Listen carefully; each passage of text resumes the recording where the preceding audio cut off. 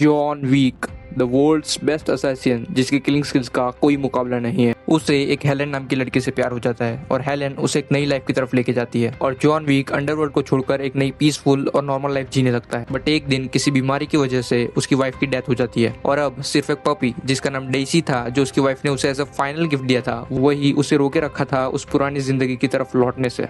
But then कुछ लोगों ने उसके घर में घुस के उसके पपी को मार दिया और उसकी मस्टैंग चुरा ली, जिसके बाद जॉन विक फिर से बाबा यागा बन गया। द फियर, जॉन विक की मूवीज में सबसे एंटरटेनिंग पार्ट तब होता है जब लोग उसका नाम सुनते हैं और उनके चेहरे का रंग उड़ जाता है। ये रिप्रेजेंट करता है उसका एक्सीलेंस इन हिज वर्क और उसकी रेप्यूटेशन जो उसने बिल्ड करी है। And as a man you know this very well कि हमें भी इस चीज की क्रेविंग होती है कि जब हम किसी रूम में एंटर करें तो लोग हमसे थोड़ा सा फियर फील करें। Presence of mind, John Wick कभी भी निहत्था नहीं होता। अगर उसके पास गन नहीं है तो वो सामने वाले को पेंसिल से भी मार देगा।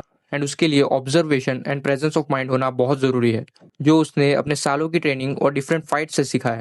Silence, the body speaks, throughout the whole movie series John Wick बहुत कम बोलता है एंड कभी कभी तो एक वर्ड भी नहीं बोलता। And that makes him dangerous, क्योंकि सामने वाला सोचने लगता है कि पता नहीं अब जॉन विक क्या करेगा। एंड उसकी बॉडी लैंग्वेज, उसका नॉड करने का स्टाइल, उसका चलने का style and all of his body speaking on behalf of his tongue. Basically उसे कुछ बोलने की जरूरत है ही नहीं, क्योंकि उसकी बॉडी ही एक चलता फिरता वार्निंग साइन है उसके अपोनेंट्स के लिए।